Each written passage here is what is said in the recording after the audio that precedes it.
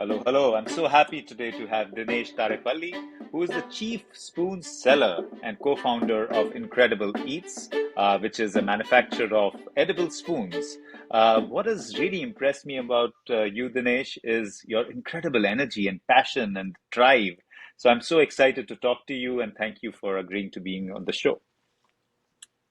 Thanks a lot for inviting me, Ved. Really appreciate it. Great. So let's start in the beginning. I know you grew up in a beautiful area of India, some of the best food. Hmm. We talked about it before the show. And Yeah, I would love yeah. to hear, and I'm sure the audience would like to know more about you growing up. And also, if there were any influences at that time that drove your Mm. passion today. Okay. Yeah, sure. Yes, as you mentioned, I was born and brought up in Guntur. It's a small town in Andhra Pradesh. And I have been born vegetarian. Look, so my family is vegetarian. I think it's not something new for most of the Indians. Yeah, and but all my friends used to eat meat, but they only used to eat meat on the weekends or Sundays. That used to be the meat day. And another thing is, yeah, my parents were like normal, regular, like typical middle class Indian families. And my dad was into business. I did my education till seventh there, and from eighth till 12th, I went outside to a boarding school in Chennai. So that's how I know Tamil also, along with Tamil Telugu. And and then after my 12th, went to engineering for my ECE, electronics engineering, basically.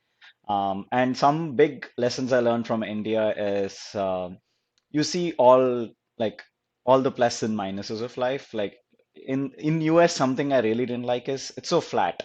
It's like everyone looks the same, everyone has the same similar homes, lifestyle, similar homes. I mean, except for those like ultra rich people whom we don't even look into. But regular crowd is it's always a flat line, I would say. But in India, you'll see everything, everyone from the lowest to the highest, and you face them every day. And there are some big cultural things that I was very imbibed into, like in early on stages. I'm a huge a fan of reading all our Puranas and Vedas and all that stuff. It's like, I mean, my parents or my grandparents have kind of taught me from the beginning itself, and that always kept me grounded. And one of the very big incident that I actually told on Shark Tank also, I'm not sure if they put everything in there, but yeah, is my dad, when I was in my eighth grade, I was in Chennai in my boarding school. It's a pretty nice school, by the way. It's an international boarding school and all that stuff. And then um, he asked me to like he took me to like a five-star hotel just to ex make me experience how grand and lavish it is, and not because we could stay there, but yeah, at least to experience it. And he took me to a nice buffet there, and like we really enjoyed everything. And the same night, we had to go back to Guntur in a train, right? We were waiting for the train. The train got delayed by like 6 7 hours. I was like immediately, let's go to a hotel, let's go to a hotel and stay. Like, no, take your bed sheet, put it on the floor, sleep. So that was a huge drastic difference, I would say. And that was what I didn't like it. I hated it at the time. I was like, what is this? Why should I sleep on a platform? But later on in my life, I realized that well, the reason why he would have done that is basically like happiness is not in your surroundings or not in your what do you call in your lifestyles exactly. It's there everywhere. Actually, if you read a I read a book about like a happiness index when they were trying to find out what levels of people are happy. They in fact figured out people who are living at the border of poverty line or just a little above the poverty line are actually more happy compared to the people who are, I would say, upper middle class or even average class. So in fact, one American guy asked Dalai Lama the same question. How is it so drastic? People always attach money to happiness, or like being rich or being this to happiness. And he mentioned that because when you are only worried about your food and shelter, you don't have to worry about other problems, which generally the people who have the food and shelter worry about. So the level of worry is different, and again, all these things kind of made me into what I am. And this other second part is my grandmother. She always keeps telling me that 25% to 15 to 25% of your salary should go to others. She coins this term like in Telugu we call it petti puttadam. In the sense, it's basically you are it's an investment for you for your future lives. Rather, That's it's like incredible. how you Yeah. invest money to grow. Yeah, yeah. How do you invest money for your future children or for your future, right? It's similar to investing money for your future lives. So that's kind of those are some things that which stuck to me. I came to the US in 2007 for my master's, and I did an electrical engineering. I finished it in 1 year in distinction, and then I started doing my jobs. So the plastic part of it came later, but by default, I always loved to hike. So I would say I was very close to nature. I always hated going to the Yeah. cities. So even Yeah. from my childhood, I even in the US, if you ask me, I would have gone to a lot of national parks, but I've hardly visited any big cities. I'm not a concrete guy, I would say. So I mean, I don't like those. I prefer to be close with nature. So in India as well as Yeah. here in the Super. US. So yeah, that I would say that might be the seeds of why I kind of changed or why I moved into this entrepreneurship. Yeah, and in the US I did my master's and then I worked in like about 3 to 4 semiconductor I'm industry. actually going to So get and to the that. So jobs. I'm going to intervene because I want to dive Okay. deeper into your hard work. So I don't want you to Yeah. skip that because Yeah, that's a yeah. really important part. Sure. Just a couple of funny Yeah. things that came to my mind. One is petty puttadam sounds also like, put down petty cash kind of thing, Yes. which is so Yes. interesting Yes. because I also Yes. didn't know Yes. that Telugu term.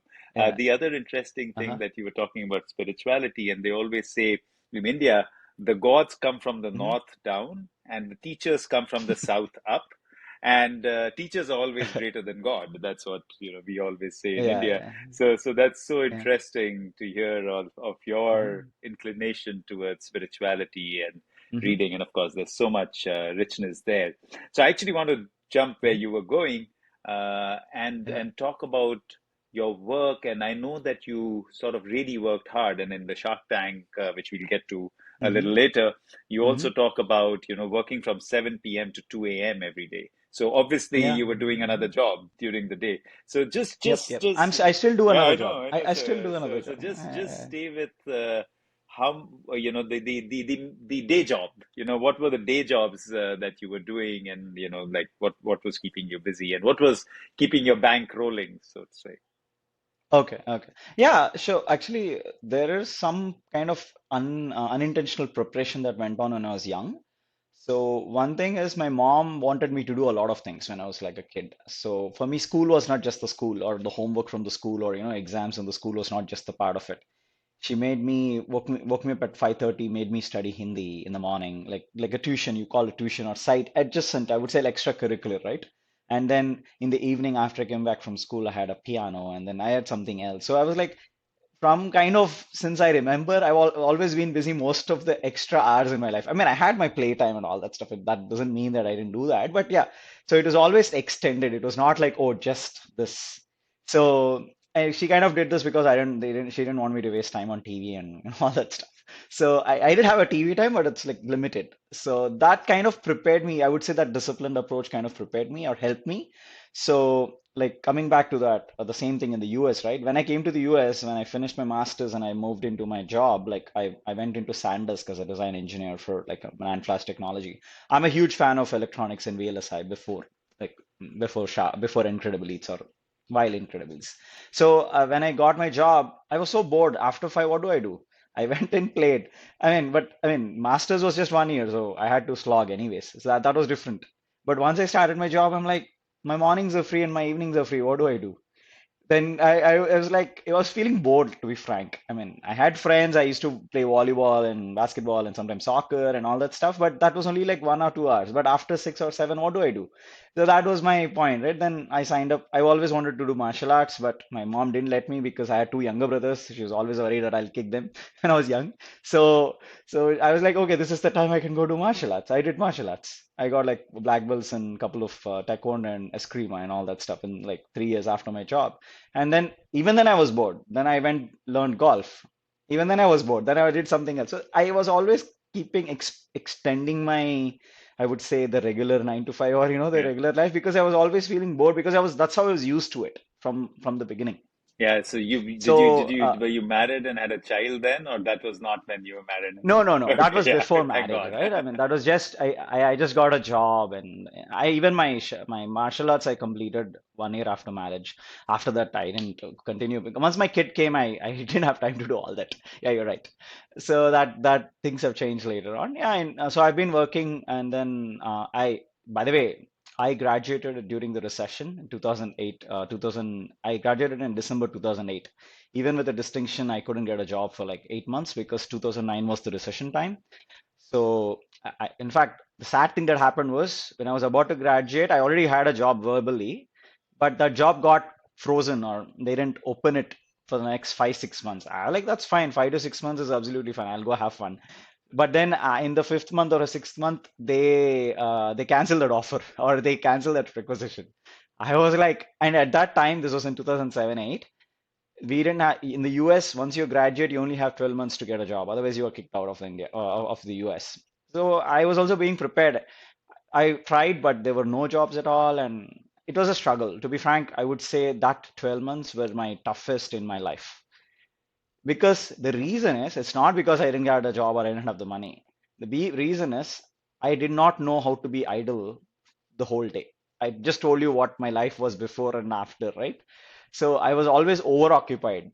And but those 12 months without a job, always trying for a job and not doing anything. And obviously, to do something else, also, I need money. If I'm not having money, how can I do something else, right? So it was the hardest because I had to sit idle. But in another unintentional way, life always gives you something else, right? That's when I read whatever books I can. I read whatever. I actually watched a lot of documentaries. I read a lot of articles because I have a lot of time what to do, right? You can't, I mean, obviously preparing for interview, you can only do it for a few hours a day or applying for the jobs. But the rest of the hours, what do? I can't do anything outside which costs me money. So I was just stuck with my laptop at a home. I used to stay in a small room near my with my seniors. Thanks to them, they didn't even ask me a rent. So I was like just stuck there in a small room and just for myself. And I read a lot. And that's one of the first time when I read about plastic pollution and climate change and into that foray and all that stuff. But yeah, I was also prepared to come back to India. I wanted to do some like civils or IAS and that stuff. Because I thought this is not working out, even with so much struggle and all that stuff. Maybe US is not place for me. That's when I thought, okay, let me just be prepared to go back and do something there. And that's when I thought, but fate has changed the way it's supposed to go. Just 1 month before I was planning to come back, I got a job in one of the companies and I stayed. Nice. So, yeah, and I stayed. I got a job in SanDisk. I'm into VLSI. We make, and I kind of lead like right now I lead a team in Intel, which makes Xeons, server chips.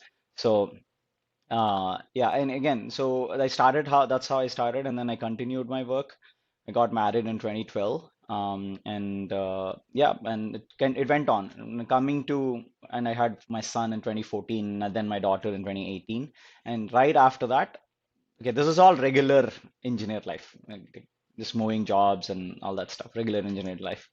And 2018, around July, August time frame, we just went to an ice cream. I mean, all these whiles, I still read a lot of articles. I mean, I hike, as I I'm mentioned, right? again going to stop you because I want that to be a separate Sure, sure, story. yeah. The ice cream story is Sure, an sure, sure, important sure. one. Yeah, But yeah, yeah, yeah, but yeah, go yeah, ahead, yeah. and if you Okay, want okay. to add more to your job, then let No, me. one thing I wanted to add is while I was working, I love to travel, especially to the national parks. US has amazing national parks. I knew that before, so in fact, the reason I came to the US is to do that, just go look around the nature, not because of my earning money. That everyone finds that an unacceptable reason, but yeah, apart from money, I would say money is okay, but money-wise, I wanted to explore the terrains here. There's a huge amount of terrains that you can experience here and I looked in like I went to all the national parks. I hiked about three out of the five highest peaks in the US. I was big into hiking, rock climbing, and all these other Sure. activities. Yeah, and I'm sure that connects you to nature so much more. Just for the Mhm. listeners who don't understand the Yeah, civil services, it's the Indian Administrative Services that actually yeah. basically are the bureaucrats in India. So just clarifying that Mhm. for the listeners. So yeah, so I actually wanted Yeah. you to talk a little more about that profound moment of realization, and you were just getting there, and I had to sort of stop you because I Yeah, wanted yeah. that to be a separate sort of thought process. And, Uh-huh. this whole idea which created this thought in you that you need to do Hmm. something different. So yeah, just talk about it, and yeah, it'll be Uh, great to hear. yeah, sure. So yeah, as I mentioned in 2018, at a point of like in July, August time frame, I went to an ice cream shop with my son and just had an ice cream. They typical, right? They give you a cup, a paper cup, and a plastic spoon. And I had my ice cream. Actually, a week before that, I read an article about plastic pollution and all that stuff, and it was just there fresh in my mind. I was not too much thinking about it or anything. But when I had that ice cream and then I threw the spoon, like I just looked into the bin and there are like hundreds of it's a famous ice cream shop in that area. So they're like about hundreds to 500 about ice, just the spoons and cups, so many of them there. And that's when a question struck me that I was an educated person. I read a lot about climate change and like plastic pollution and all that stuff. My question that came to me is, I knew things, but why are my actions not reflecting what I know? It's as simple as that. I knew that it hurts or harms the environment, but why was I okay to use it just because someone is giving it to me? Okay. And there are two more things that came into the play. When I thought about it, when that question struck me, I thought about it. I was actually investing in a couple of small startups, software startups, one in India, one in the US, and all that stuff, like typical engineering thing. And then I wanted to invest and into startups and all that stuff. And the second thing is, I noticed 99% of the people are starting entrepreneurship based on like a software or a hardware or a service or something like that. But I have not seen, especially, I mean, I might be wrong too at the time, and like I know they've seen a lot of good people working on something good things, but at least I have not seen any focus on the planet or all the things that we're supposed to work on as well. The right now the ESG is the new term of the or I would say new high of these investments and all that stuff. But at least at the time I was like, why are people not starting something that can in turn help the planet? Forget about making money, but at least if you don't do or do not, it still helps the planet rather than hurting the planet. So these two things kind of combine, and I had. By the way, at that point of time, I wanted to do an MBA in one of these like Stanford or even Berkeley and all that stuff. So I was also trying to do that. So there, these things happened at the same time. Then I realized, okay, why don't I start something to help counteract plastic pollution? I had two big threats, right? Climate change and plastic pollution. Climate change, I always, at least it was a little bit talked to, in the sense people were talking about it. People were feeling the heat waves, they're feeling the tornadoes or cyclones, or the climate changes that people feel it, right? They physically feel it, and they know that there's a problem. But one thing I realized on plastic pollution is people don't feel it. If they really feel it every day, they wouldn't be using that much plastic. As simple as that. It's hidden underneath this something, or at least in the US, because they keep it so clean, you won't even see trash bins and like trash mountains and all that stuff. But again, they ship it off to Asia, and Asia is getting polluted. I'm not going to say that they're doing a good job, but what I'm trying to say is it's hidden and people are not worried about it. And that's when I thought, okay, let me find some alternatives and start something based on uh, plastic pollution or tackling plastic pollution. And the second reason why I wanted to start, apart from doing something good on entrepreneurship itches, remember I told you I want to do an MBA, right? At the same time, I realized the MBA costs you around 140 to $150,000 in a prestige university in the US. I thought that's a lot of money.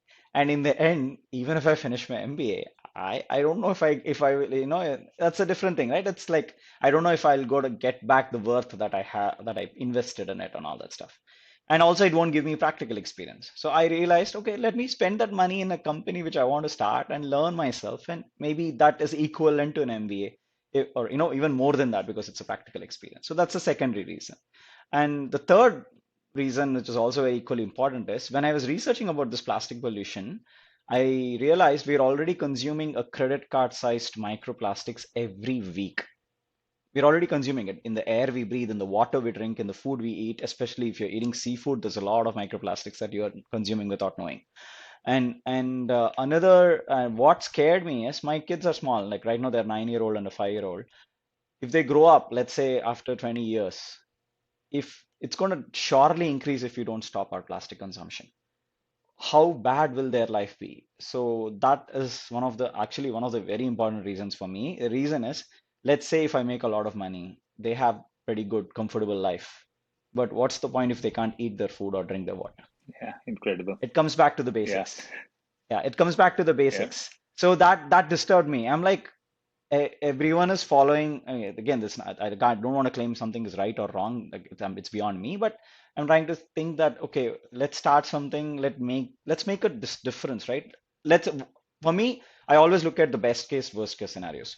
Best case, yeah, things go well. I make money and also save the planet. Worst case, I won't make money. I lose all the money that I invest in on the time I invested in. But still, I'm making an impact.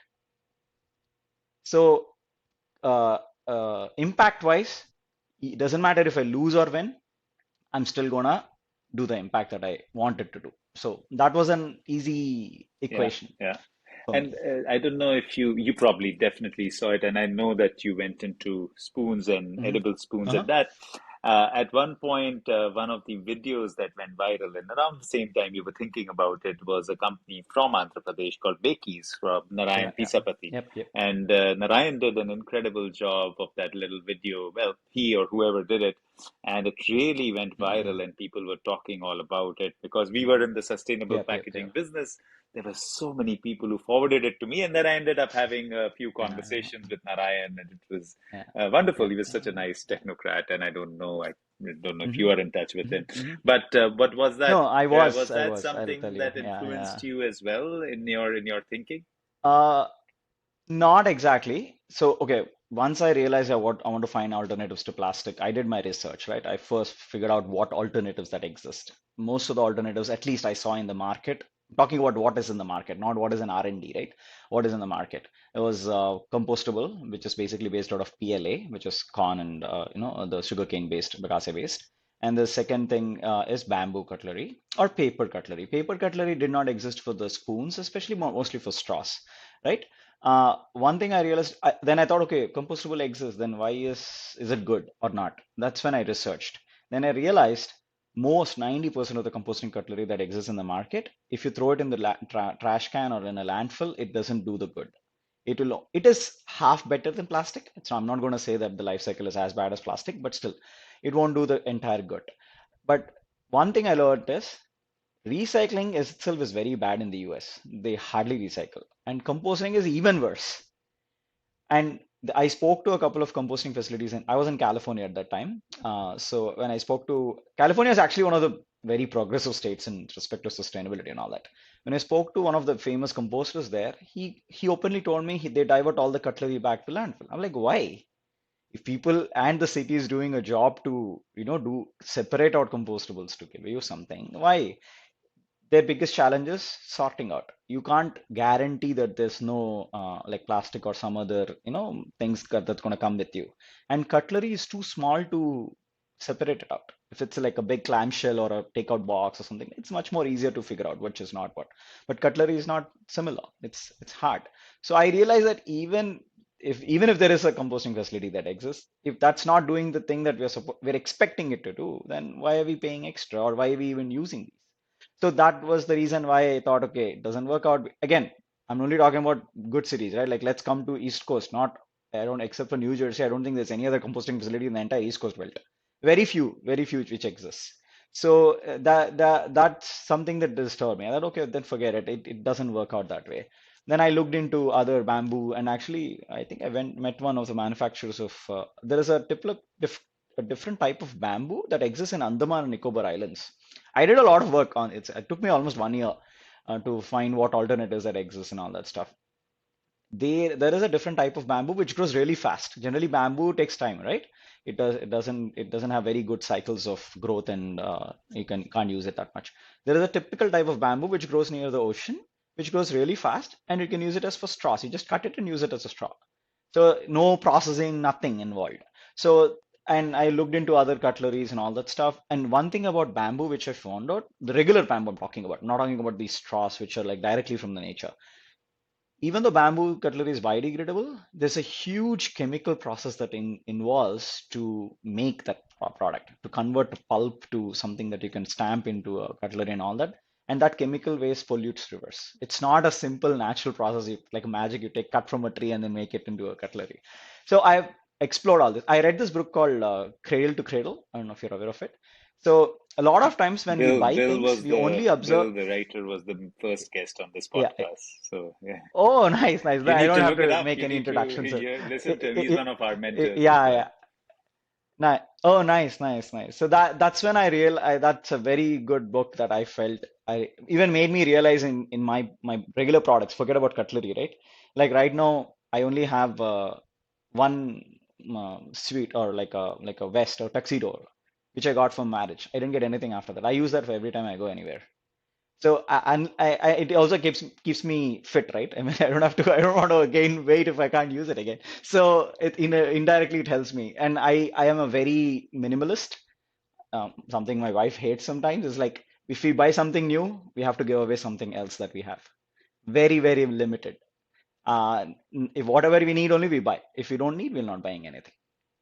So in that way, it's very minimalism. That book helped me be that, and also understand that don't just look about after life of a product, but also the life before it. So those things kind of help me also in a way. So all these things together, at that time only I came across Bakeys. I thought, okay, this idea is amazing. It's huge. And it's actually very sensible if you see, because coming back to my ice cream shop, there was a cone which is replacing a cup. As simple as that. It was the solution was right in front of me. But there is no cutlery which can replace a plastic spoon which you can eat. So when I looked at edible cutlery at that time, Narayan's Bakeries did show up. So he was the first person I contacted. I actually asked him to see if I can bring it to the US. But around that time, maybe a little later, I don't exactly remember. But he also had someone in the US who was planning to bring that cutlery to here. They raised some Kickstarter, but they couldn't deliver the product. And later, again, I can't vouch for the you might know better than me at this aspect because you already worked with him or at least you had conversations with him. He couldn't continue because he couldn't scale. And in fact, I offered help saying that I'm an engineer by background. Maybe I can be of help to scale it. And it somehow didn't work out. I don't want to get into details and all that stuff. It wouldn't be like, yeah. Then I realized, okay, that's fine. Then let me just hold off because that product is already there. Let it come into the market. Let it do the good that it's supposed to. But then it didn't go well. I don't know all the reasons. I heard from here and there, from the news and from all that stuff, but it didn't work out. And the reason why I realized it didn't work out was they didn't have the scalability.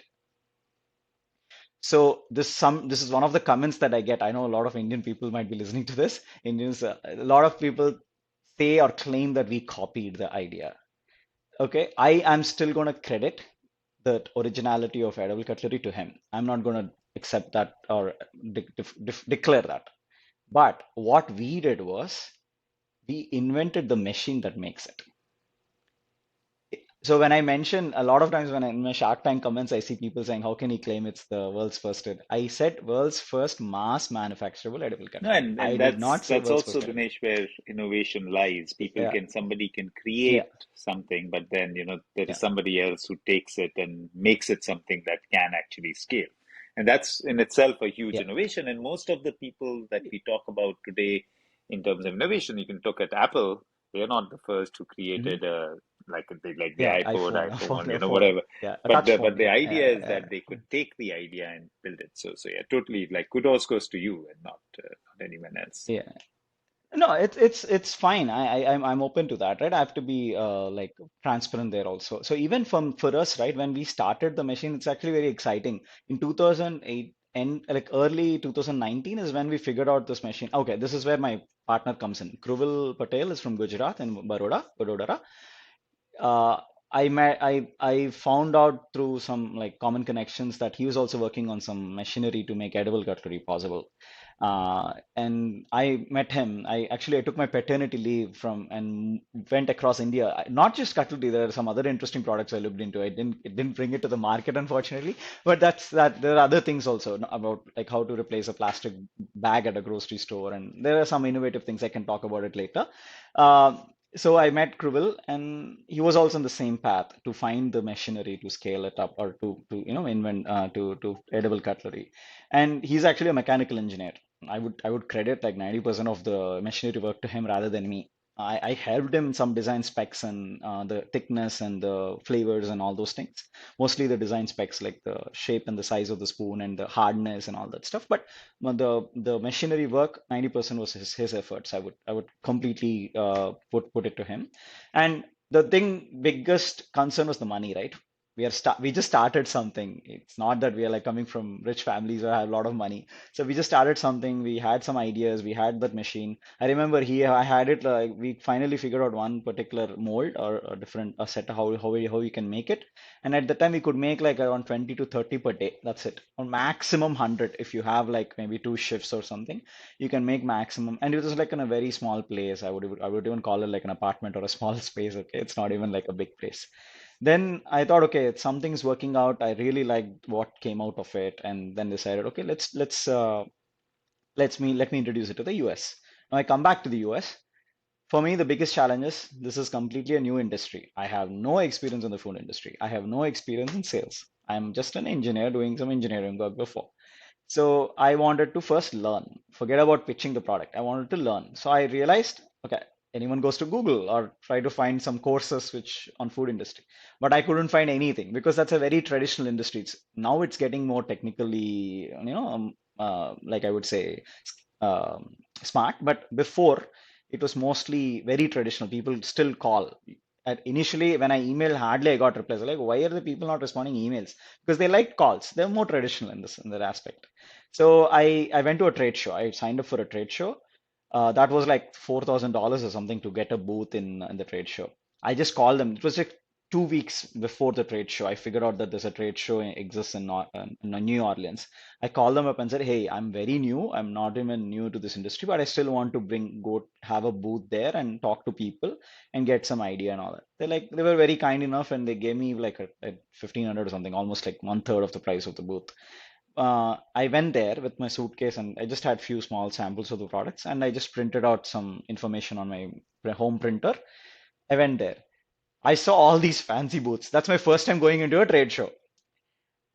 And my booth was empty. There was nothing there. There was no carpet, no table, no chairs, nothing. It was just empty. I didn't even know that I had to go purchase them or rent them out. I was first time, right? But I figured out, I spoke to them and I said, at least give me a carpet. It won't look, if we don't have a carpet, everyone is having a carpet. Put a carpet there. And I asked them what's the cost for like the table and chairs and some, like, they're like, it was ridiculous. It was quite expensive. I just went to Walmart, got a table and a chair and I put it there. And I didn't have a banner, nothing. I didn't even know how to go there, right? It was like very new. For me, the point was to meet people and understand. And I went and I started talking to people. I just like asked them a lot of questions and learned everything. It was 3 days. I learned a lot. I wanted to understand what a wholesale cost distribution and how the industry works, what's the cost that it would work and all that stuff. It's a catering event. A lot of caterers comes there. And one guy in the last day, he came to my table and said, Dinesh, what is the best cost that you could give me? I was like, at that time it was 40 cents a piece. It's quite expensive actually. I told him best I could do is like 30 cents. I can't go below that.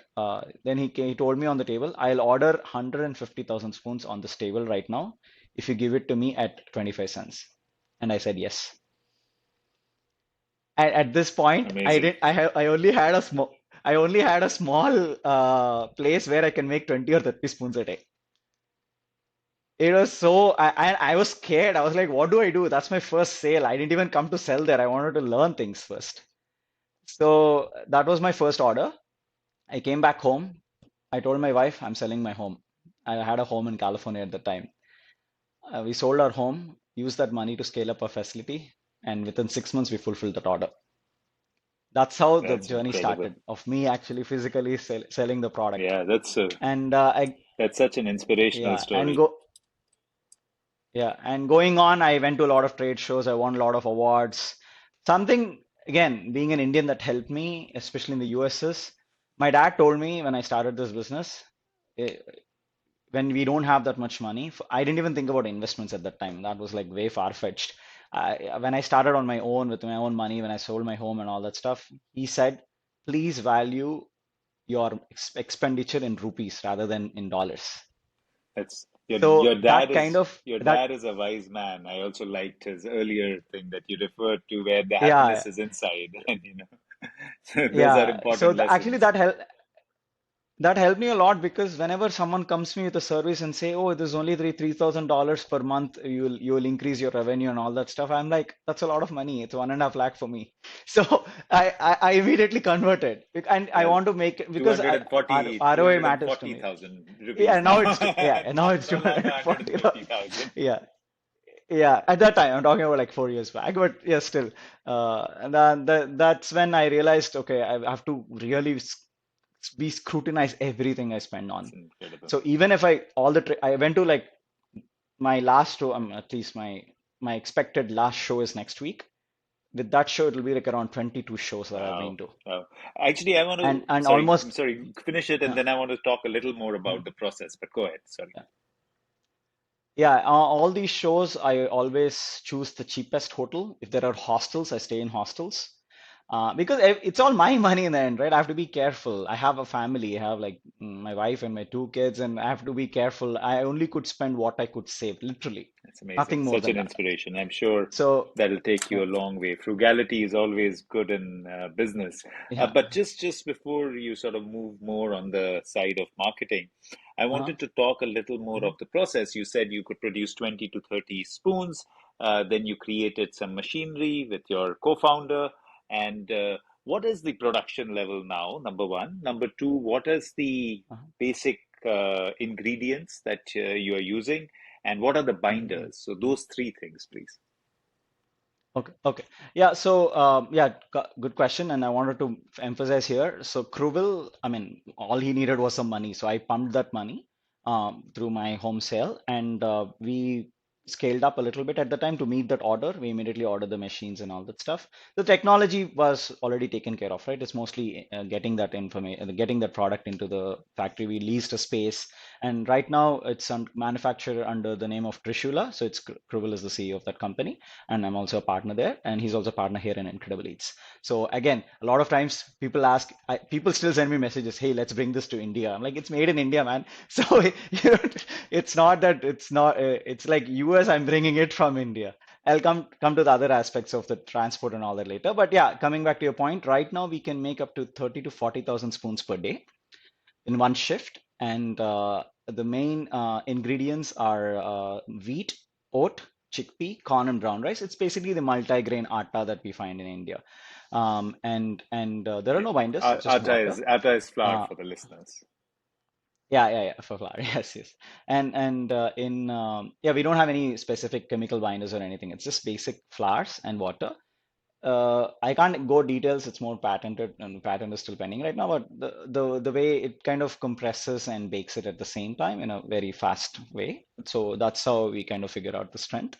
And that's not the end story, by the way. I only started with it. Once I brought to the market, one thing I learned from, I would say, Daniel Lubetsky, the owner of Kind, who sold it recently, and he's also one of the Shark I met in Shark Tank. He had this very nice statement, which is very engineering, like I would say, inclined towards engineering mindset, by the way. It's basically every startup has to go through three C's. One is create, criticize, and then crusade. So it's like how in engineering, when I design something, I test it and then I release it into production, right? So, but a lot of people try to skip it because they get too much fame or too much, into it. So you wouldn't believe, even if I had the opportunity, even though I had some opportunities, now I feel it's a bad mistake that I did, but still it's fine. Intentionally sold less to get feedback first because I'm not selling something that exists in the market. Like, let's say if I'm selling a new flavor of ice cream, that's easy, right? I have the market data. I have at least people talking about what they need, what are the like likes and dislikes and all that stuff. But I'm bringing something which is completely new. People do not know what an edible spoon should taste like or feel like. So if I didn't have the data, I didn't want to spend more to scale it or sell a lot initially because that will disturb me later on. Yeah, it's it's a viral thing, right? It's like a very innovative, unique thing. So it can catch on. But then I was afraid that if it catches on and then becomes the wrong reason for not being used, then I'm afraid then it might not work out. So we revised the product 3 times. That's where it was the hardest thing to do because I want to make sure people like it. Because So in just the sort of again interjecting, but on Shark Tank, mm, you talk mm, about the cost being about 10 cents. Now, if I look yeah, at yeah, the overall raw material cost and you think about the weight that you're putting in the raw material, I'm just thinking, I'm just extrapolating on how it can scale. So the idea that, yeah. if you were to make million pieces a day, would the variable cost basically variable cost will remain the same, the fixed cost going down? Do you think there's a significant change that will happen, or there is a basic cost N- that will remain, No, and then n- you can't do much yeah, about it? it can't be a straightforward answer. It can't be as cheap as plastic because plastic is a byproduct, right? It's a byproduct. It's a different.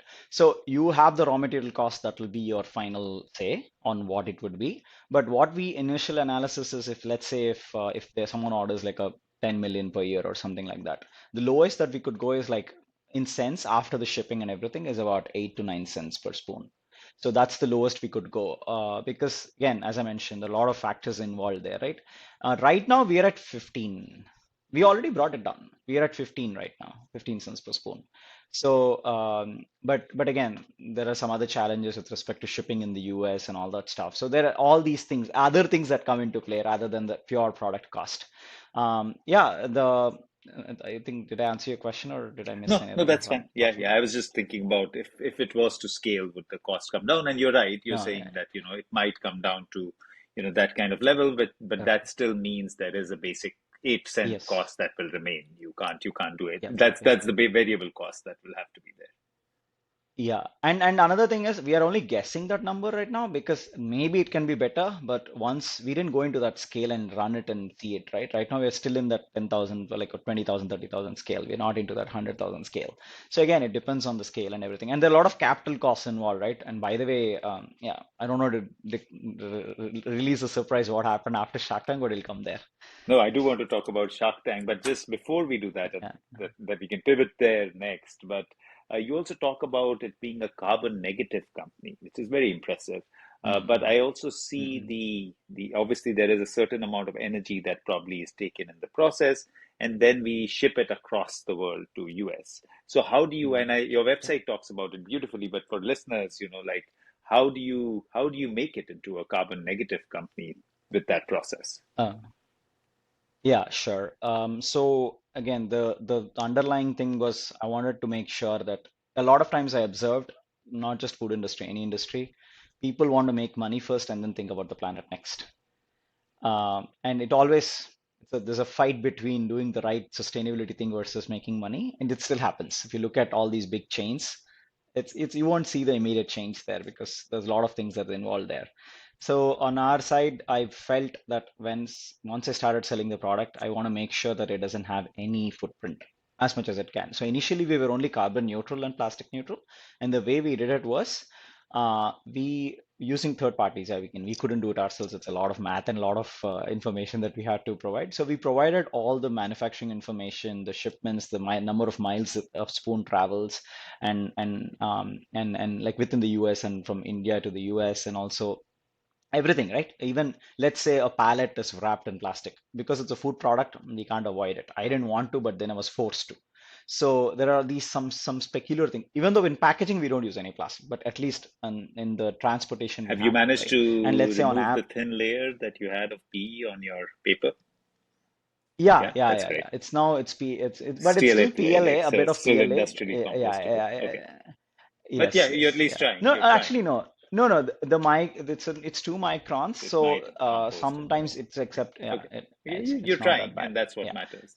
yeah, yes. And coming back to this, yeah. So we went to this company called Green Print, and they actually offered that service to calculate how much it would cost per spoon that we have to pay, and they pay it to the third party providers to provide us that carbon and plastic neutral.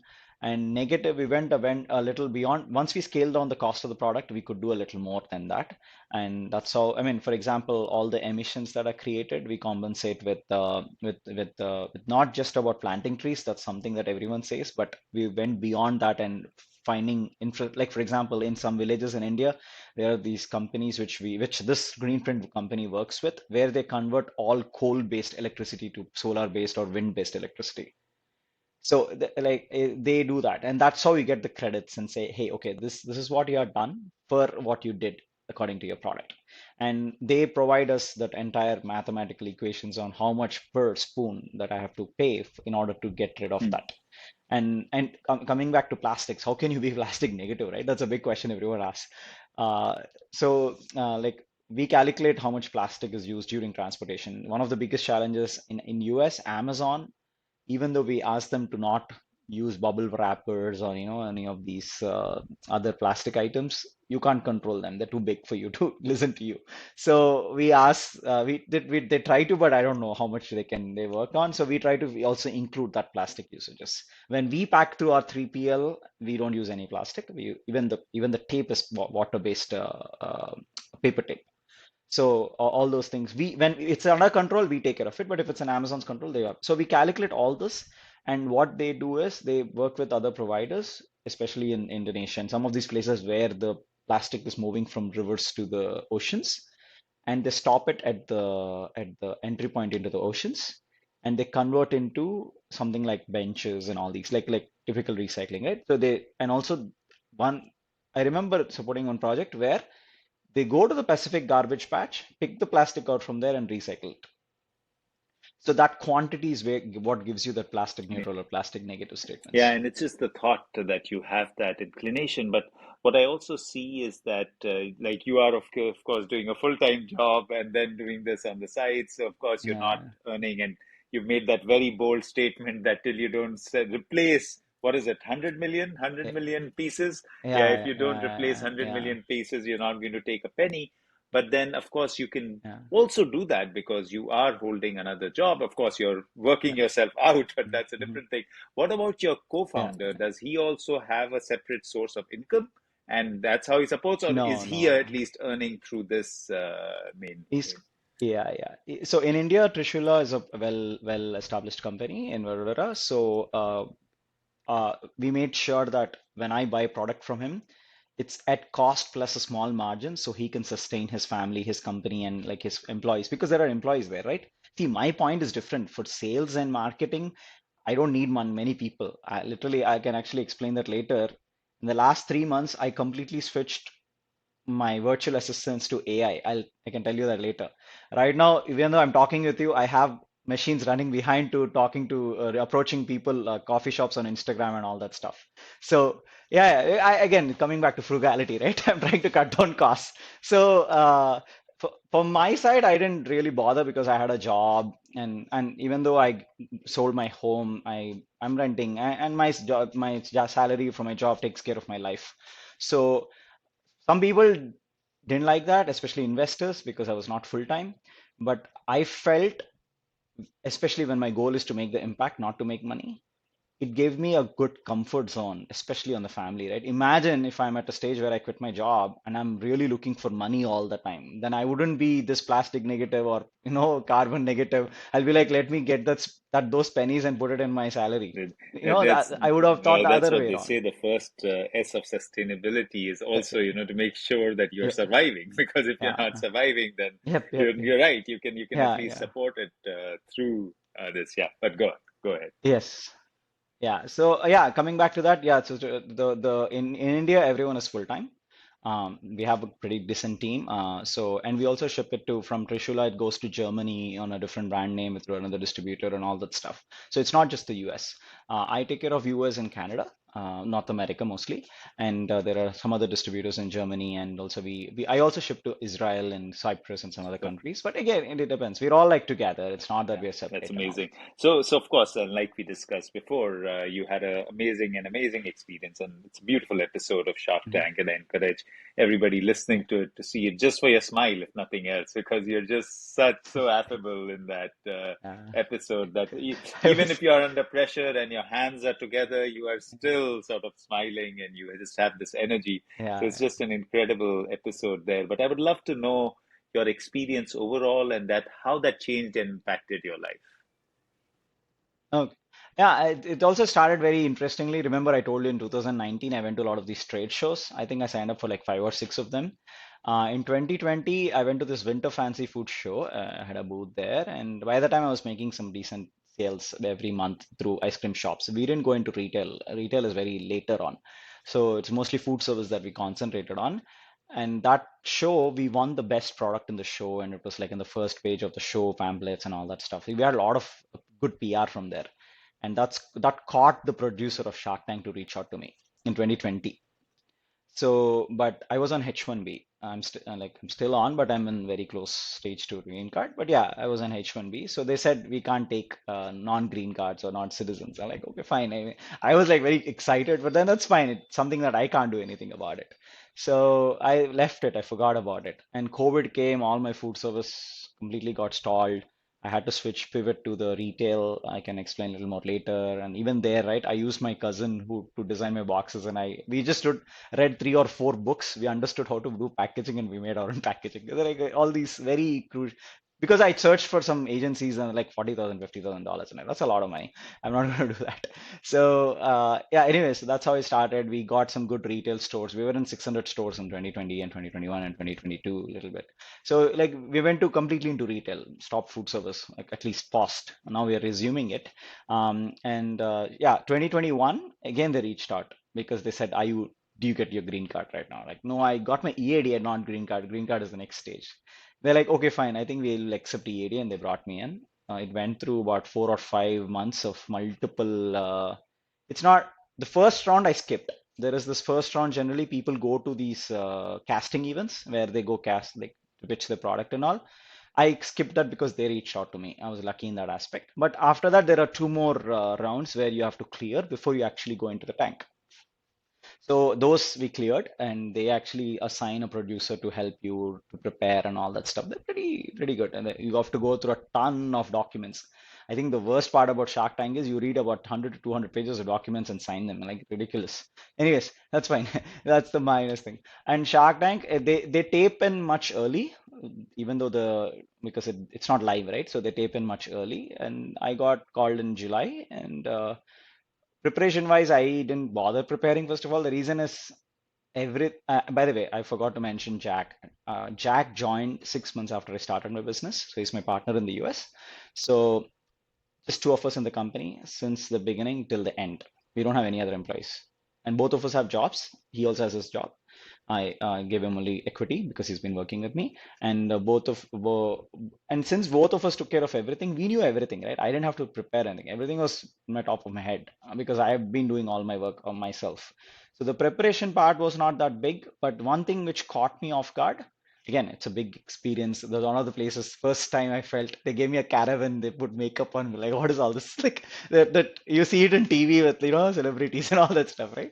That was it was very interesting. I didn't expect that. I went there, this is your caravan, go sit there and relax. Like, what is this? Like, it's very interesting, very nice. Before we go on to the tank. And I was the second company to pitch in that season itself. So these guys are so fresh, all the 5 sharks. Generally, the end, when you go in the end, they're already tired, and they don't, I would say, they wouldn't grill you that much.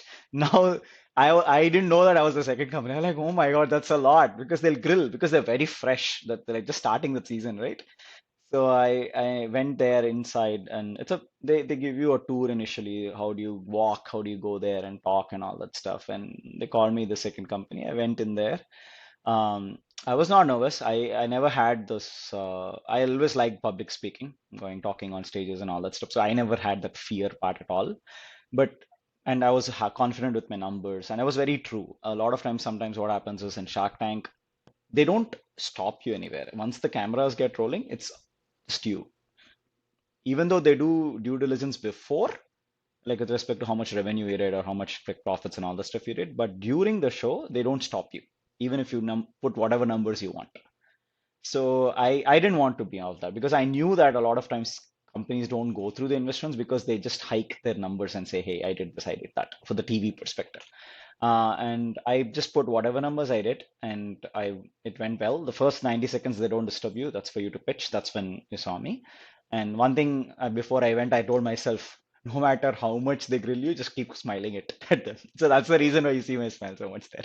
So, and they did a very good job editing, by the way. I stammered a lot because it was not easy. And you won't see me stammering Yeah, there, there's but no I did stammering stammer at a lot all when there. you hear it. Yeah, but the one thing I was not prepared though, which I was not expecting, is all five of them will talk to you at the same time. That was the most hard thing that I could do. The reason is I am a person by nature. I don't let other people finish their sentences. I just start immediately. That's my nature. Okay. And when I came to the US, when I was doing my work life, every time I felt bad when I did that, and I tried to make myself not do that much. So I was training myself, especially at work. Again, Indians might find it okay, Asians might find it okay, but like generally other crowd will be like, why is he not letting me finish my sentence? So like it happens, right? Those things happen to you when you're working. So I train myself not to, be patient, listen to the complete sentence before I talk and all that stuff. And I go there, it's the complete opposite. They were not letting me finishing my Yeah, you sentences. could hear that even, I the was, arguments within them. One is trying to pitching. One is trying to give you an offer, yeah. and the other is trying to give you an offer at the same time. So you can hear that also. What they edited is only 10% of the I don't want to use weird words, but the weird stuff, it's so exhausting because one shark will ask you a question, you try to answer it. Before you finish your third word, the three more sharks will ask you with different questions. I was like, what? Let me speak. At a point, I was so frustrated. I was like, please stop. Let me finish my sentences. Again, I don't think I mentioned I sold my home and all that stuff there. I told them, but it's all edited out. So the reason, and I heard that they intentionally do it because they want to own the floor. If you are owning the floor, then you will not accept to their deals. That's how they're meant. It's like more like a behavioral economics kind of thing or behavioral study. Science, yeah. Way of the yeah signs of them trying to own you and them being the main people. But I felt I was okay because all the numbers wise, technology wise, and all, I had everything in my head, so it was not like hard Yeah, to yeah. mention. But the only thing that got cut, it went on for like 90 minutes. Something that everyone doesn't know, even though they show only 10-15 minutes, the pitches happen minimum of 30 to maximum. I think the maximum was 2.5 hours. Mine was around 1.5 hour, 90 minutes. So they grill you a lot. It's not as easy or as nice as they show you. In fact, every Shark Tank person who pitches there has to go through a psych evaluation after the pitch to make sure you're okay to be going You don't outside have of the studio. PTSD. It's that Wow. exhausting. When everyone thinks it's like one time opportunity of your life and all that stuff, but it's actually very exhausting. I remember Jack was waiting outside. He was like, "How was it?"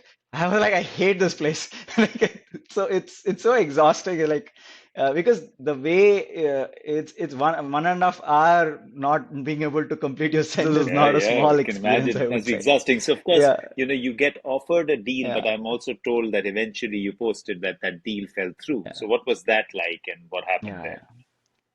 Yeah, so as people might see that we got four offers, then Mark Cuban went back, and actually I had 30-minute special talk only with Mark Cuban. I think one of the things that everyone respects him so much, they don't generally interfere much with him. I think because he's the richest. I don't know. This is my personal view. But we talked a lot about. He was very interested. I actually also wanted to go with him initially, but then he was very focused on retail. I was more focused on you own a stadium, like you own like a you own the Texas basketball team, right? I forgot the name. Sorry, it doesn't come to me right up to the top of my head. But yeah, I wanted it to be in all the stadiums and arenas and all the food service sections. But he was focused on retail, so it didn't match well. And he was also asking for a lot more. Then Lori was very nice at the time. She really liked the product and she gave me the lowest. So I thought, okay, it makes sense. Just go with her. And I also knew that she had contacts with Starbucks. That's another reason why I already did my homework on each of the sharks and how much value they bring to my company and all that stuff. So it finished. Then I got a call from, I think I met Lori's husband there itself, and then we spoke and what happens next. And I heard that her team will contact me and ask me all the documents and all the due diligence, right? It's and any everywhere. On TV, they might sign up for something, but after due diligence, based on whatever new risks they see, they might change the deal, or even sometimes startups also change the deal. It's either way. It doesn't have to be only them or you, okay? And it took about 2 to 3 months actually going through all the new documentations. You speak to her lawyers and all that stuff. You can't raise any money, all that. There are like different clauses. And after 2 to 3 months, I got a call from the Shark Tank office itself, and they said they're going to air in October. One thing that really, really affected me in the wrong way is I was being prepared to. Okay, what happened was when I took the spoons, I took the ones which you see behind, the spoons I took to the Shark Tank or the third version of the spoons. In market on my websites, the second version was being sold. So I wanted to make sure all my old versions got sold off before I start before the Shark Tank goes live. So I only sell the new versions. I was being prepared for it. We had to change the machines, right? Because the version was different. So I told Cruel and we were trying to change all the machines and all that stuff. They told me it will possibly air in February of 2022. That's what I was getting prepared for. Again, they said they can't guarantee, they can't give me a date and all that stuff. I was preparing for that. October 1st, they called me and they said October 21st is your air date. I was like, I was begging them, Wow, please, that's a please big move. Because shift. at that Yeah. time, I didn't have a product. I only had 100 boxes with me, literally 100 boxes with me. And the machines were just getting ready. They're not even ready. They're not even installed in the factory yet. That was a huge pain for me. Like, no, no, no, not in October. Like November, December doesn't matter, not in October. But they didn't listen. And around the same time, Lori calls me and she changed her terms. I can't disclose anything, unfortunately. So she changed the terms because of claiming some additional risks in the company. And I didn't like those terms, so went back and changed my terms also and said, okay, let me meet you in the middle. And I told her this is what we can do then, but she didn't like it. She wanted me to be on her terms, and I didn't want to be that. I mean, I didn't want to give away. I can't explain, unfortunately. I can't disclose the numbers or No, anything no, like and that. it's fair that So ultimately equity is yeah, expensive. You don't want to give it away easily. no, no, it's not about equity, by the way. If it was equity, I didn't care much. See, remember, I'm not in this for money, right? It's not about equity. So it's Okay, something else. that's I fine. can't Yeah, disclose yeah, yeah. that. So Fine. yeah, yeah. So I think she called me 3 days before it went on air, and I declined the offer, unfortunately. I was really hoping on her connections, but that's Yeah. okay. It's fine. And then it went on air, and I just put everything as pre-orders. I didn't know Yeah, what to yeah, sell. yeah, I didn't yeah, have yeah. product in my Yeah. hand.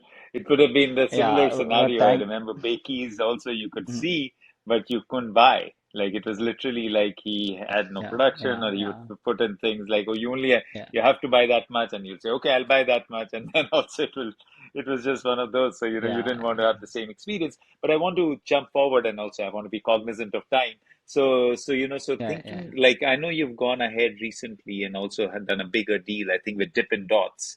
And how is yeah, that gone? And how many spoons are you doing now? What does the future look like? And how do you plan to scale? yeah. So yeah, Dippin' Dots, we partnership happened in January of 2022, and it went well for 6 months, and then they got acquired by another company, and the new company is not worried about plastics, so it kind of stopped. So it was very unfortunate. Oh my So gosh, I'm so these are sorry to typical hear challenges for that. entrepreneurship. No, no, no worries, no worries. So, but we are doing a mix of food service and retail right now. We are fine. I think we have about 10 to 12 grand of revenue per month. No ads. We have not spent Yeah, anything that's on marketing. It's incredible. all I see organic that. and It's word of hardly any mouth. expenditure. Yeah, and another thing is, but there are some good news is also. We just got one thing I can announce right now. We just got permission yesterday. We'll be in Iceland Airlines in the in-flight meal for the children, and we're also starting in a couple of theme parks in Las Vegas in few weeks. So we're already in some aquariums and zoos across the US, and some ice cream shops and some cafes. We launched the edible straws through another company in India. We're also working on straws in Trishula, but right now we're working with the Norm, another company in India. So we introduced those straws. They got some good reviews as well. And we're like, we already spoke to Wendy's and Burger King, but they're taking their own time. I can't Yeah, big claim, but companies. just Yeah, to let large yeah, just manufacturing. to let you know about the market, right? A small yogurt chain of 100 stores uses 3 million spoons per month. Wow. Yeah, so there's an incredible Yeah, opportunity. yeah. There's a lot of opportunity, but the biggest challenge I have is cost one. The second is education, right? See, this product is easy to pitch to people, but it's very hard to pitch it to corporates. Not everyone is as inclined towards sustainability. They like to talk about it, but to implement, it's a big task. And they have their I they don't want to have name their the own company. constraints also, because I guess because Mm, ultimately they also look at what the cost addition is, and is there a delta? Will they get mm, any benefit from that? So they could get a branding no, no, benefit, and but yeah, no, it's no, not just okay, about that way. So one way we twisted this product is like a person wise, it's sustainability, eco-friendly, and all that stuff. Company wise, we tell them, let's say I'm giving you a 3 million spoons per month at 10 cents per spoon or 8 cents per spoon. You can charge your customer up to 20-25 cents and they're willing to buy it. I did a data. Actually, we worked with Haagen-Dazs in 2020 with the same question. They were worried about money, spending so much for a spoon. At that time, my spoon was like 20 cents, 20-25 cents. So Haagen-Dazs did a survey. They did it in the ice cream store itself. And 90% of the people were willing to pay 30 cents or more for this. We already have the data. But still, the reason why that's not being implemented is it's a huge change for them, which they try to move away from. yeah, They have to train all the cashiers. They have to train all it's a big effort for them. yeah. Concept Yeah, is nice. yeah, They and like it, I but also, it's the yeah, sorry, implementing is hard. sorry, I'm interrupting you, but I also like the idea Yeah, because I wanted to add that to the listeners, especially, is that it's great yeah, that you can use yeah, it not just for cold, but also hot products. And you said, like yeah. even in That's a true. hot product, it'll last 20-30 minutes, which is 20 minutes. significant. Yeah. If you're having a Mm, spoon or anything, mm, sorry, soup or yeah. anything else, you can actually sustain it for the period of time, and then of course you can Mhm, consume it, which is also a great thing. mhm. Yep, that's true. Yeah, we only raised 225K till now, just to let you know, only that much, and it's all bootstrapped. And that's one of the reasons why I recently moved from having virtual assistants. I had some virtual assistants before, but it was getting too expensive. I have to cut down on my cost to be more profitable, so I can invest more in ads and some other things. So we recently moved. That's another big thing I learned in the last 4 5 months using Phantom Buster, Axiom, Airtable, and Make. I made this I mean, I'm a technical guy, right? So I kind of like all this fun stuff. So right now all I do is put a city name. It automatically scrapes the ice cream shops, cafe shops, and use goes to my email. I don't like mass email like Clavio and all these places because it doesn't go from Dinesh at i-eats.com or anything. It goes from some other signature, which sometimes goes into spam or into promotions. So I kind of sell, and also it also goes to my Instagram and messages to those coffee shops. So like kind of did all that work, and it only cost me like 150 per month, all this together. That's incredible. Yeah. So And there's so much, and I'm sure yeah, there's so so much so learning that comes from yeah, that process. Yeah. yeah. That's true. Yeah. So okay. I'm sort of going to veer towards, towards the closure, Mm-hmm, but talk to me about what would your ideal vision look like? And I know you've talked about 100 million, but I'm sure your vision is beyond that. yeah, So what is, yeah. so if you look at Incredible Eats in maybe 5 years timeline, what would you like to see it Mm. as, and how would you like to scale? I want my product to be a commodity. Right now, it's not. It's just a product. So if like how plastic spoons became a commodity, I want my product to be a commodity, at least given an option. I know it's going to be expensive no matter how many years into the future because I can't beat cost of plastic. But at least if 20 to 25% of the people will can have an option, like how they can have an option to eat in a cone versus eating in a cup. Same thing. If they can have an option to use eating an edible cutlery, even if they're going to eat it or not, doesn't matter. So that's my final goal. That's the only goal I have, literally. And these $100 million is because I didn't want to take money before that. But yeah, And you'll be surprised with the numbers. US disposes of 100 million plastic cutlery per day. Yeah, I can imagine. It must be. Per Yeah. day. Per day. Not even talking about per month or per year. It's huge. It's the amount of consumption here. So, but again, I don't want listeners to feel that everything is going so smooth for me. There has been ton of challenges, especially with money. Right now, also we're in a very challenging time because our machines have aged. We need to get more new machines. And I depleted my resources personally, and I don't have investments. Right now, to raise investments is super hard. There are a lot of these other challenges which go beyond this because see, in especially a CPG or a food company, you need at least 5 to 6 years of burning money before you even see making money. And I have to sustain with all this, right? That's one of the reasons why I had to move to AI stuff because it was much more cheaper for me to do it. So all these things are there. I'm trying my best, but it's in the end, I'm also feeling very afraid because I'm losing confidence day by day when I would say I spoke to 40% of the fast food chains in the US. I already pitched to them.